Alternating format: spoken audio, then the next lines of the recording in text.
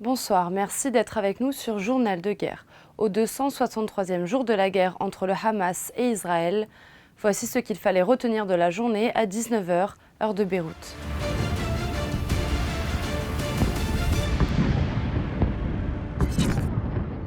Nous commençons par la situation à la frontière israélo-libanaise. En fin d'après-midi, la voiture d'un employé civil de la FINUL a été touchée par des tirs de l'armée israélienne à Ramiyeh. Plus tôt, l'armée israélienne a ouvert le feu sur une camionnette à Ouazani et un second drone israélien a largué une bombe près de la station centrale d'Ogero à Al-Taïbé. Aucune victime n'a été signalée.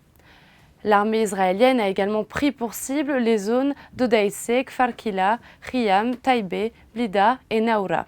De son côté, le Hezbollah a ciblé le quartier général de la 91e brigade dans la région de Nahal Gereshom, ainsi que d'autres positions de l'armée israélienne, faisant plusieurs victimes et provoquant un incendie. Le parti chiite a également frappé des positions de Biad Blida et de Barka-Risha.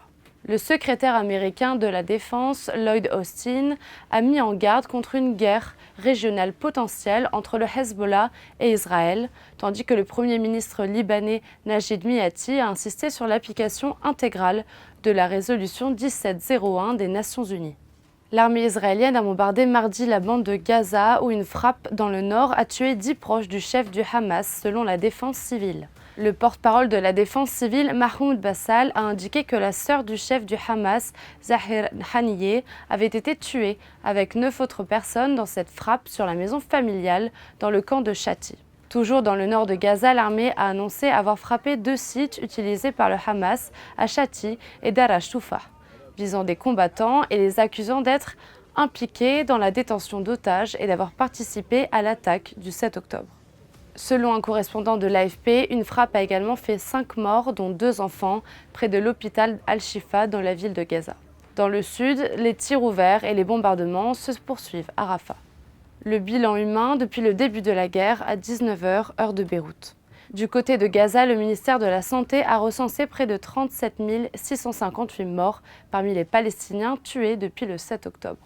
Du côté israélien, 1200 morts sont officiellement recensés par l'État hébreu depuis le début du mois de novembre 2023, un chiffre qui n'a toujours pas évolué selon les données officielles, malgré les annonces régulières de soldats tués dans les combats. L'armée israélienne a toutefois annoncé qu'au moins 315 soldats israéliens avaient été tués depuis le lancement de l'offensive terrestre à Gaza. Sur le plan diplomatique, le chef de la diplomatie américaine, Antony Blinken, s'est entretenu avec le ministre israélien de la Défense, Yoav Gallant, dans la soirée de lundi. Blinken a souligné l'importance d'éviter une nouvelle escalade du conflit et de parvenir à une solution diplomatique qui puisse permettre aux familles israéliennes et libanaises de rentrer chez elles, a indiqué le porte-parole du département d'État, Matthew Miller. Le chef de la diplomatie américaine a également insisté sur la nécessité pour Israël d'en faire plus pour l'acheminement de l'aide humanitaire dans la bande de Gaza. De son côté, Yoav Gallant a déclaré, je cite, « Je voudrais insister sur le fait que l'engagement premier d'Israël est de rendre les otages, sans exception, à leurs familles et à leurs foyers. » Sur le plan humanitaire, le Maroc a annoncé mardi avoir envoyé 40 tonnes d'aide humanitaire dans la bande de Gaza par voie terrestre, et ce depuis l'aéroport de Tel Aviv. Merci de nous avoir suivis sur Ici Beyrouth. On se retrouve demain pour un autre tour d'horizon de la situation.